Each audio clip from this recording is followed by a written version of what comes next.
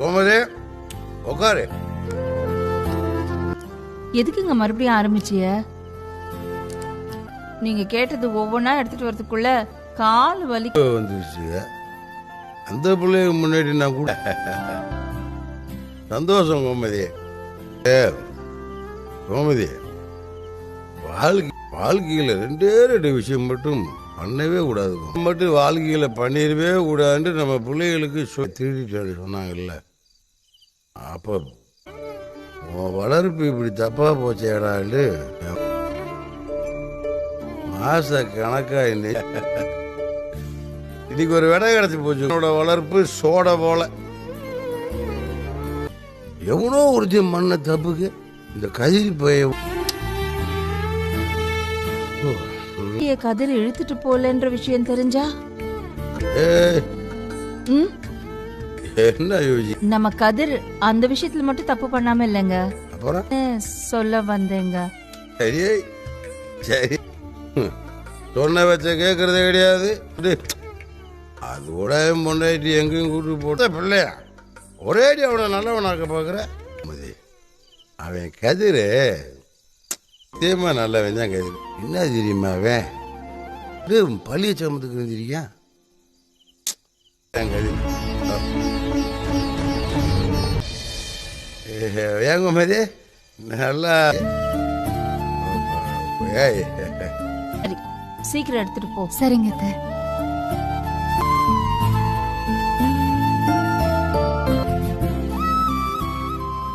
சீக்கிரமா பேசணும். என்ன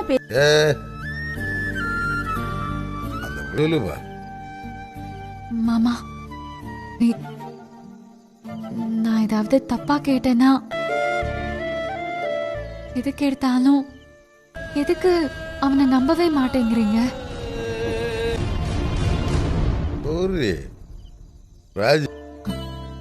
என் வீட்டு ஆளுங்களுக்கு கதிரை பத்தி தெரியும். ஆனா உங்களுக்கு தெரியும்ல மாமா அவனை பத்தி.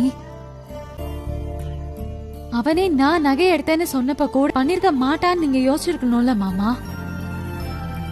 அவன் பாவம் மாமா, உங்க மேல அம்புட்டு இது வரைக்கும் அவன் உங்களை ஒரு இடத்துல ஏன் பைக் வாங்க கூடாதுன்னு கேட்டேன். அவன் என்ன சொன்னான் தெரியுமா? மதன் கேக்குறான். அடி சக்கன்னானா கடைசியில சொல்றது சொல்லுப்பா. சரி பேசிட்டல்ல, கிளம்பு. வந்து ஏய் கிளம்புடி.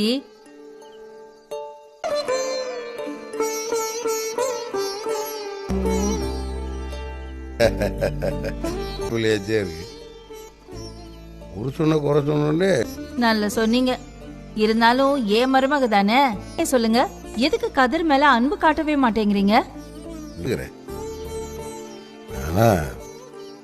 இத மனசுக்குள்ள வச்சு என்னதாங்க பண்ண போறீங்க? அப்பப்ப பாசமெல்லாம் உனக்கு எடுத்து விளாவரியா சொல்லி இருந்தா உனக்கு ஒன்றும் புரியாது. ஒன்றும் இல்லை நான் செடியாது. உட்காருங்கடா. இல்லப்பா, ஒரு ஜோக்கு வீடியோ அதை பார்த்து தான் சிரிச்சு. சரி, சிரிப்புலாம் காணா போச்சு. நல்ல சந்தோஷம் இருக்கக்கூடாதுன்னு நினைக்கிற அப்பனாடா நான். கோபதி, நம்ம 5 பிள்ளைகள எனக்கு பார்க்கறதுக்கு வேண்டாம் ஒவ்வொரு விரலும் ஒரு மாதிரி.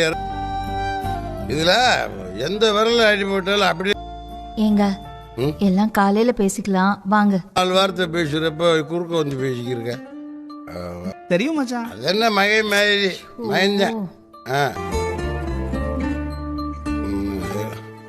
கேட்கணும்டா, உன் மேல நான் பாச வைக்க சொல்றேன். இல்ல வில்லங்க மகவும் பேசுவேன். ஆனாடா எழுதுறேன். வேலை வேலை ஏய், அங்க எதுக்கு அங்கேயே உட்காந்து கிட்ட பத்தி கொஞ்ச நாளா தப்பாவே நினைச்சிட்டா. Soda Poland நிரூபிச்சடா. டேய் டேய் வாய்ப்பு வந்திருக்கு, கேளு. தரேன்டா, என்ன வேணுமோ கேளுடா என்கிட்ட. நான் என்ன கேட்டாலும் தருவீங்களா? அப்புறம் தானே உன் புருஷனை எப்படி ஈஸியாக கேள்வி பிடிக்கிறீங்க பாரு. ஏய், எனக்காகலாம் எதுவும் இல்லை.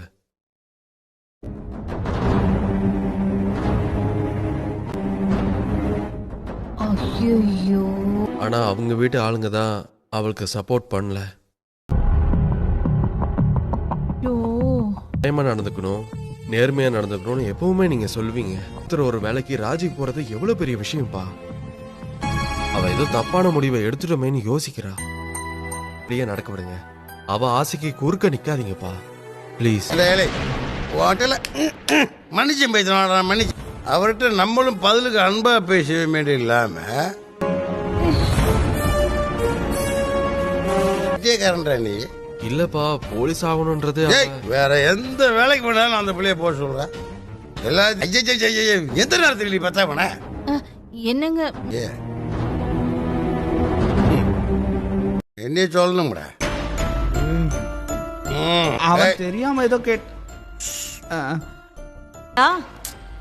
என்னடா நீ? அம்மா ஏங்க இருங்க. அப்பா கிட்ட எப்படி பேசணும்னு உனக்கு தெரியாது? உனக்கு அப்படியே தெரியுமாடா? ஏதாச்சும் உனக்கு வேணுமான்னு கேட்டாரு. அவனுக்கு என்ன?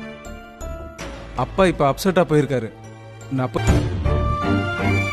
டே கதிரு, அப்பா சொன்னே நில்லு, எல்லாம் சரியா நடக்கும்.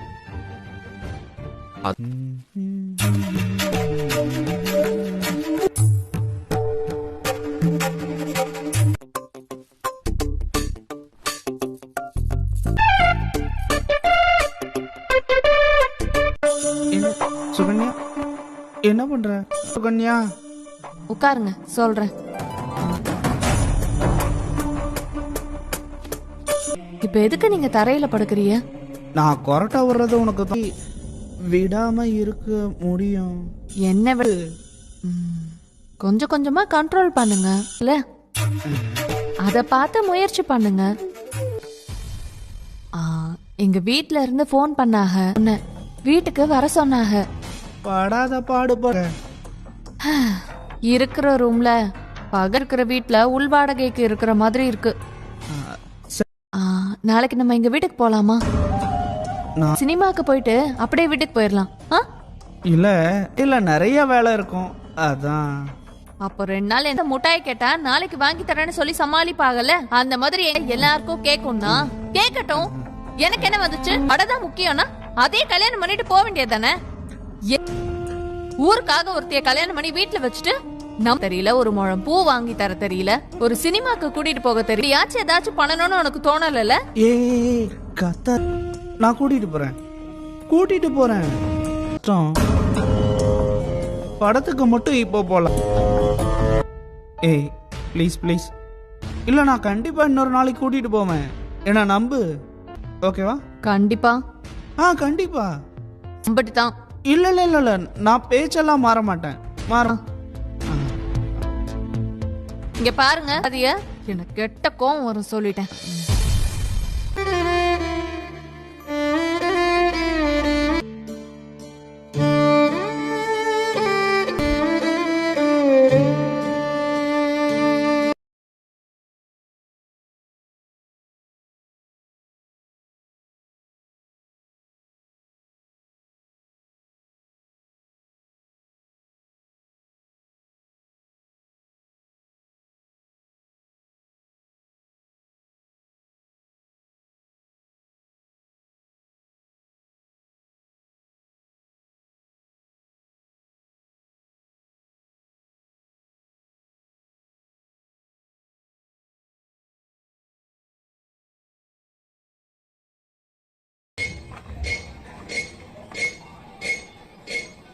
आज हम पढ़ेंगे जल की मांग और उपयोग।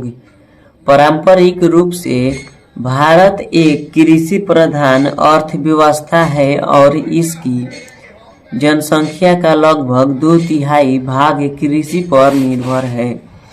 इसलिए पंचवर्षीय योजनाओं में कृषि उत्पादन को बढ़ाने के लिए सिंचाई के विकास को एक अति उच्च प्राथमिकता प्रदान की गई है और बहुउद्देशीय नदी घाटी परियोजनाएं जैसे भाखड़ा नांगल हीराकुंड दामोदर घाटी नागार्जुन सागर इंदिरा गांधी नहर परियोजना आदि शुरू की गई है। वास्तव में भारत की वर्तमान में जल की मांग सिंचाई की आवश्यकताओं के लिए अधिक है। धरातलीय और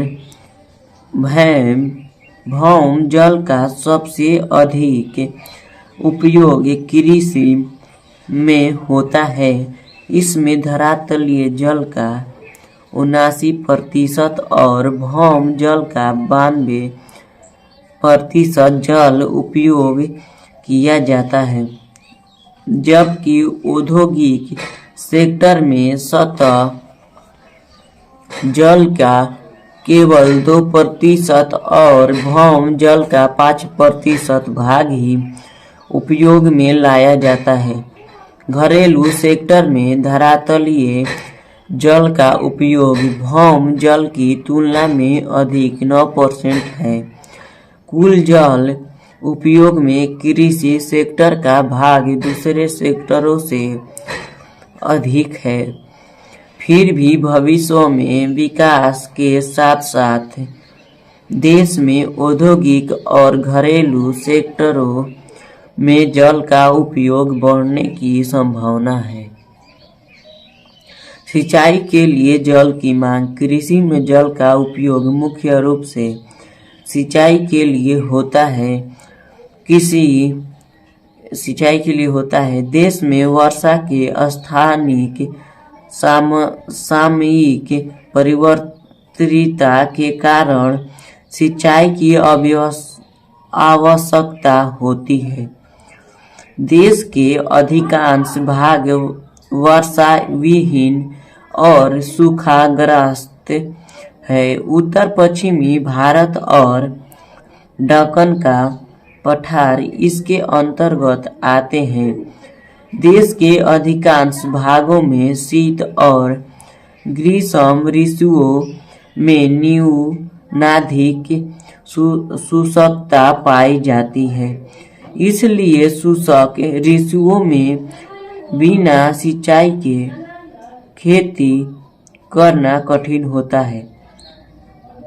पर्याप्त मात्रा में वर्षा वाले क्षेत्र जैसे पश्चिम बंगाल और बिहार में भी मानसून के मौसम में अवर्षा अथवा इसकी असफलता सूखा जैसी स्थिति उत्पन्न कर देती है, जो कृषि के लिए हानिकारक होती है।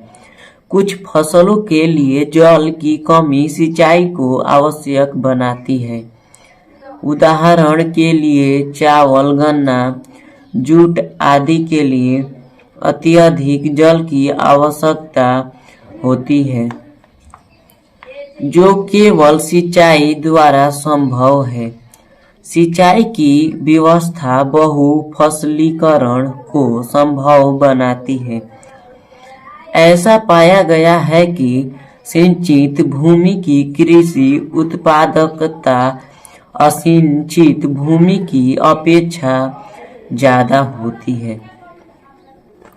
दूसरे फसलों की अधिक उपज देने वाली किस्मों के लिए आर्द्रता आपूर्ति नियमित रूप से आवश्यकता है, जो केवल विकसित सिंचाई तंत्र से ही संभव होती है।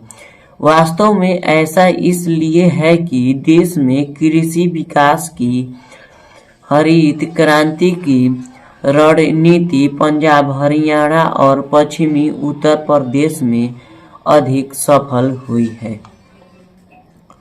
पंजाब, हरियाणा और पश्चिमी उत्तर प्रदेश में नीवल बोए गए क्षेत्र का 85% भाग सिंचाई के अंतर्गत है। इन राज्यों में गेहूं और चावल मुख्य रूप से सिंचाई की सहायता से पैदा किए जाते हैं। निम्न सिंचित क्षेत्र का 76.1% पंजाब में और 51.3% हरियाणा में कुओं और नलकूपों द्वारा सिंचित है। इससे यह ज्ञात होता है कि ये राज्य अपने संभावित भौम जल के एक बड़े भाग का उपयोग करते हैं, जिससे कि इन राज्यों में भौम जल में कमी आ जाती है। इन राज्यों में भौम जल संसाधन के अत्यधिक उपयोग से भौम जल स्तर नीचा हो गया है। वास्तव में कुछ राज्यों जैसे राजस्थान और महाराष्ट्र में अधिक जल निकालने के कारण भूमिगत जल में फ्लोराइड का संकेंद्रण बढ़ गया है और इस वजह से पश्चिम बंगाल और बिहार के कुछ भागों में संख्या आर्सेनिक के संकेंद्रण की वृद्धि हो गई है। संभावित जल समस्या। जल की प्रति व्यक्ति उपलब्ध जनसंख्या बढ़ने से दिन प्रतिदिन कम होती जा रही है। उपलब्ध जल संसाधन औद्योगिक, कृषि और घरेलू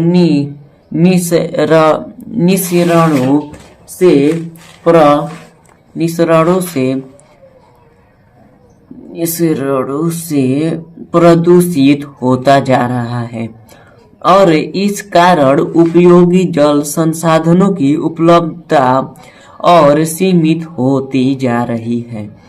जल के गुणों का ह्रास। जल गुणवत्ता से तात्पर्य जल की शुद्धता अथवा आवश्यक बाहरी पदार्थों से रहित जल से है। जल बाह्य पदार्थों जैसे सूक्ष्म जीवों, रासायनिक पदार्थों, औद्योगिक और अन्य अपशिष्ट पदार्थों से प्रदूषित होता है। इस प्रकार के पदार्थ जल के गुणों में कमी लाते हैं और इसे मानव उपयोग के योग्य नहीं रहने देते हैं।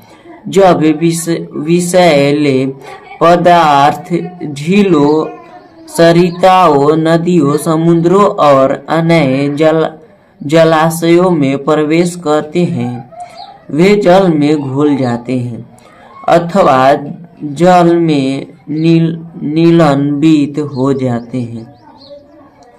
इससे जल प्रदूषण बढ़ता है और जल के गुणों में कमी आने से जलीय तंत्र एक्वाटिक सिस्टम प्रभावित होते हैं। कभी कभी प्रदूषक नीचे तक पहुंच जाते हैं और भौम जल को प्रदूषित करते हैं। देश में गंगा और यमुना दो अत्यधिक प्रदूषित नदियां हैं। चित्र 6.2 में गंगा और इसकी सहायक नदियां और उन पर स्थित शहर दर्शाए गए हैं।